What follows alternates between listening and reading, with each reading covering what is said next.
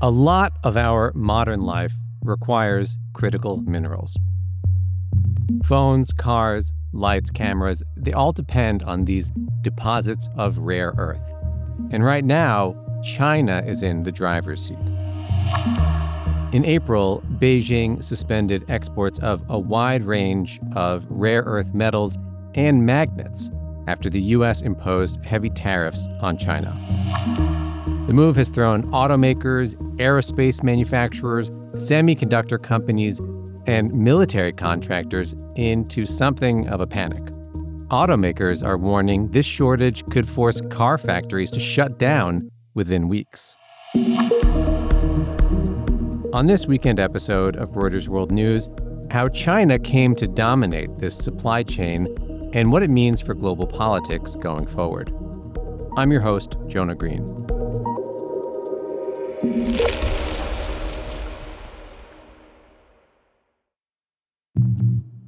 I'm joined now by Lori Chen, Ernest Scheider, and Jarrett Renshaw.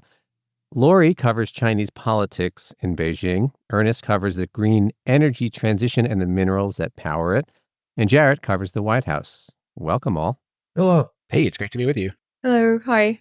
Ernest, you were in D.C. this week to attend a minerals conference. I mean, first of all, that sounds very fun, but what does one do there?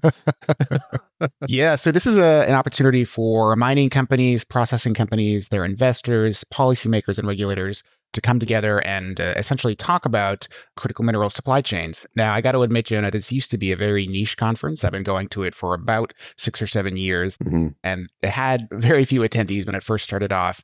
They had more than 500 attendees this time, and I got to tell you, the number one topic was the ways that China has been curtailing supply and the ways that Western manufacturers are looking to gain access to these vital building blocks. So that was topic number one. Yeah. What was the vibe there? Were people freaking out that you could tell? Well, I think there's two things that people are focused on: exactly what Beijing is doing and how automakers can respond and other manufacturers, but then also what policies, especially around tax credit policies, the U.S. government can or should do to try to encourage more domestic production, not only of the mining side, but the processing side. So we know that there's the big, beautiful bill being debated right now in the U.S. Congress. There's some potential moves to take out certain tax credits that would help companies that want to make rare earth magnets and processing equipment for these critical minerals inside the United States. And if those tax credits go away, well, then that could have an effect on President Trump's plans to increase these domestic production of these materials. Now, this is also the second time that I can remember, Ernest, that you are on this podcast to talk about critical minerals, which tells you a bit about how critical they are. Now, please refresh our listeners' memories. What are these? What are they used for? Critical mineral is the term means different things depending on which government you're talking to. But in essence, a critical mineral is a mineral used to make a piece of electronic or other machinery that you are basically don't have a lot of supply of in your own country. So lithium, nickel, cobalt, rare earths, germanium, gallium, these are all considered critical by the US government, and they're all used to power these high-tech devices that are increasingly being used across our electrified economy. So without them, we don't have laptops or cell phones or weapons. So you can see why the Pentagon is extremely focused on these areas. Right now, the United States mines very few of these and processes even fewer of them. But China shrewdly, over the past, call it 30, 40, 50 years, realized that control of these critical minerals would be essential to dominate the 21st century economy. And that's why China's found itself in such a dominant position right now. And Lori, China controls 90% of the global processing for this. Is that right? Yes, that's correct, because processing is a very kind of labor-intensive, dirty, environmentally destructive process. And China, since it has sort of more lax environmental regulations and a very sort of complete supply chain, it's basically taken control of most of this process. And also China basically controls most of the production of not only light rare earths, but also, it has a huge overwhelming dominance in sort of manufacturing heavy rare earths as well and supplying heavy rare earths. How do they become the dominant player in this supply chain? I think just years of kind of increased focus on its industrial policy. And also, I think China sort of had a taste of what leverage it could wield over other countries in terms of rare earths in 2010, when it banned sort of rare earth exports to Japan entirely over a sort of territorial dispute. So that gave it a taste of the power it could wield over other countries. And ever since then, it's been sort of trying to very explicitly build up its resilience in supply chains and sort of dominance over the sector and self-reliance as well. And so right now they're being very selective with who gets it, which is causing a bit of a panic. We'll cover in a bit. But first, what reason does Beijing give for restricting exports now?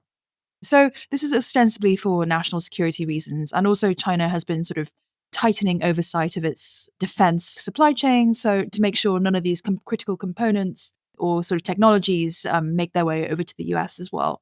And this is one area where they have a real kind of stranglehold. I want to point out a lot of China's know-how here came actually, if we go back to 1951, actually. That year, New York's Columbia University awarded a PhD to a Chinese student, gave him a PhD in chemistry, and he went on to move back to mainland China and basically help create the modern Chinese rare earth industry. So much of that know-how started in the United States, but because in the latter part of the 20th century, mining was just not considered a sexy industry by US students or academics or investors or others, that's part of the reason why the entire supply chain atrophied inside the United States. Wow. And as Lori was saying, China realized the potential there and invested heavily not only in the education, but in the mining and processing of these really important materials. What percentage is China mining itself versus buying a mine in a third country and bringing it home to process?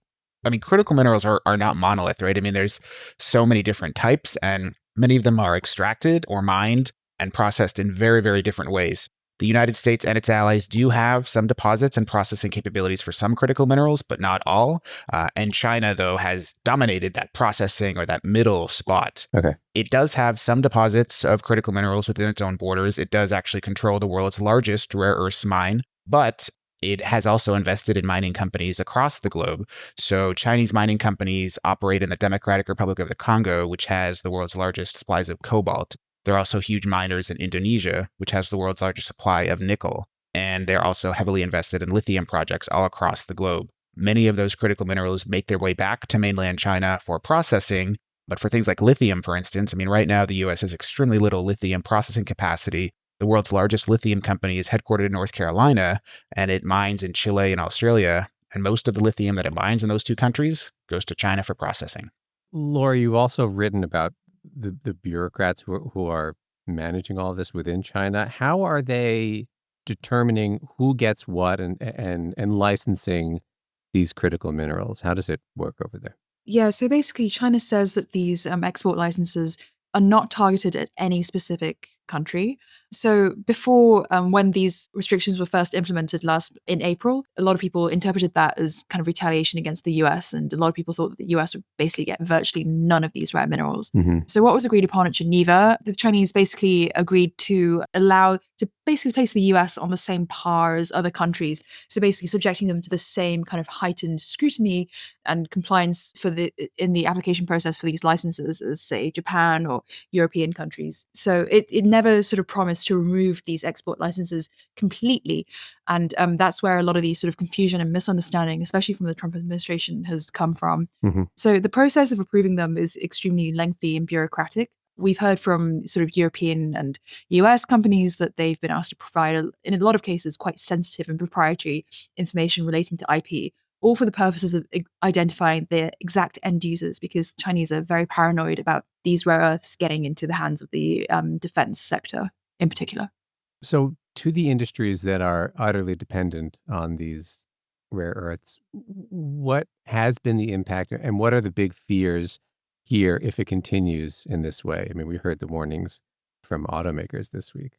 What we've seen is a steady drumbeat in the last few weeks of automakers warning that production could halt by the end of the summer. We've seen German automakers have similar warnings, Indian automakers, US automakers. You say without these, critical minerals, particularly the magnets, that eventually they'll run out of supplies and therefore have to shut production of cars. And obviously in US and Germany, car manufacturing is a big part of the economy. And so how is the U.S. government responding? Joe Biden put a big priority on critical minerals, and we're seeing Trump take a similar stance. So far, Trump has issued an executive order that leverages something called the Defense Production Act to boost production here in the U.S. He has also issued an executive order on to promote deep sea mining, which is kind of an untested, expensive, capital intensive process to get these from deep sea mining beds. We're seeing in Ukraine, there's a Ukraine critical minerals deal that has a long runway, but could provide some critical minerals to the US. And all that taken together is all about trying to get increased domestic production of these things. Yeah. It's not going to happen tomorrow. It's not going to happen a year from now. This is a real long term. It's like turning a ship. This is not something that's going to happen overnight. So think about sort of the opposite of what China's doing right now. If it opens the floodgates and puts a bunch of rare earths and rare earth magnets onto the global market, well, then the price would plummet. Mhm. So if you invested billions of dollars in a U.S. facility, well, that could go up in smoke. And that has happened before, as Lori was mentioning in 2010, after Beijing blocked exports to Tokyo, they reversed themselves a few months later, and the price of rare earths on the global stage plummeted. So by unlocking some of this capital, the goal by President Trump and his administration is partly to assuage some of those financial concerns. Now, we'll actually see how successful it is in the coming days, weeks, and months. And I think that also speaks to the tough balancing act that U.S. presidents have here. Typically, tariffs would be an instrument that you could use to boost domestic production and restrict imports. But as you can see here, that these are vital to the U.S. economy. So, and we don't have domestic production at a capacity that could sustain that level of economic activity. So it is a tough balancing act, and one that's going to have a lot of stops and starts, incremental gains, incremental losses, before I think the U.S. finds itself on some kind of solid footing. The word leverage has come up a few times, and the practical effect of Beijing restricting exports is that it gives them leverage over what exactly? Well, the U.S. and China are engaged in these bitter trade disputes. And I should mention, as we were recording this today, Trump and Xi spoke on the phone, and we don't yet have a readout as to what that is. Presumably, they haven't solved all of the problems that we're discussing today. But what is the political effect of these export controls? I mean, just as objectively speaking, right there, Trump put tariffs on about 145%. It rattled the markets, and then in response, China put on these export controls specifically on critical minerals, knowing the type of leverage they have. And I think that has played out. We have seen global industries upended as a result. We have seen Trump be angry about that. He has accused China of violating some trade agreements that they did in Geneva. And as you mentioned, there is a call, I think maybe even ongoing now. Chinese state media was first to put out a small readout of it. And it was noteworthy that they say that Trump initiated the call. So that's just suggesting that somehow Trump's needs to come to the table and needs to have this call more than China. Well, he's getting a lot of pressure, right? There's no doubt. From industry, automakers. Yeah. And Ernie could definitely speak to the pressure since he was there all week about what they're saying. Yeah. I would just add to that the entire supply chain ranging from those magnet manufacturers all the way to their customers, things like automakers and others, they need supply of these magnets, and there are very few alternatives out there on the global market. There are really no alternatives fully online in the United States yet, and it'll take a very long time to have the United States even match the capacity for Chinese rivals right now. So if you are in a business that you are constantly manufacturing a product like a car or another household appliance or something else that needs these magnets for construction, well, then you are really, really, really going to want to access those Chinese supplies yesterday. And so that, I think, just underscores the huge tension and the pressure that industry is putting on the White House right now.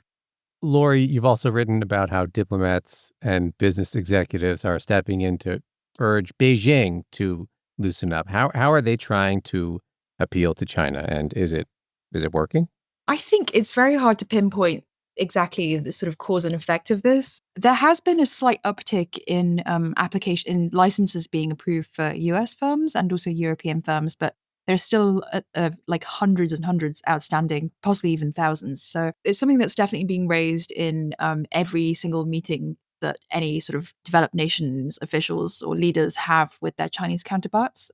I think the EU Trade Commissioner Maros Sefcovic also raised it in a meeting with Chinese Commerce Minister Wang Wentao yesterday. There's still a sort of a desperate need for clarification from both sides on how to comply with these sort of licensing restrictions. And also they've just been ceaselessly urging China to speed up the approval of this despite it being a very sort of lengthy bureaucratic process. Yeah. And a Japanese business delegation is visiting China this week, and that is very much at the top of their agenda when meeting Chinese officials.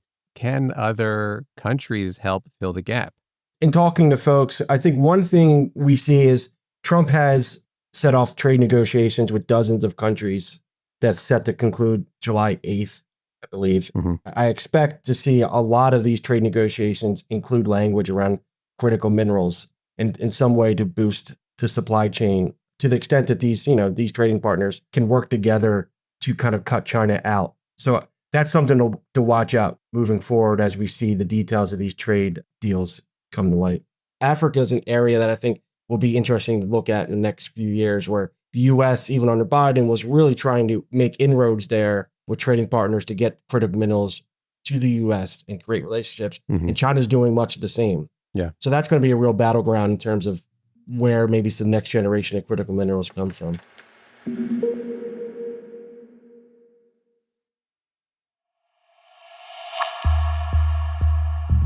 Thanks again to Jarrett, Lori, and Ernest for their time and expertise. You can read more on this story on Reuters.com or the Reuters app. Reuters World News is produced by Gail Issa, David Spencer, Sharon Reich-Garson, Kim Vanell, Christopher Walljasper, and me, Jonah Green. Our senior producers are Tara Oakes and Carmel Crimmins. Our executive producer is Leela DeKretzer. Sound design and musical composition by Josh Summer. Don't forget to follow us on your favorite podcast player. We'll be back on Monday with our daily headline show.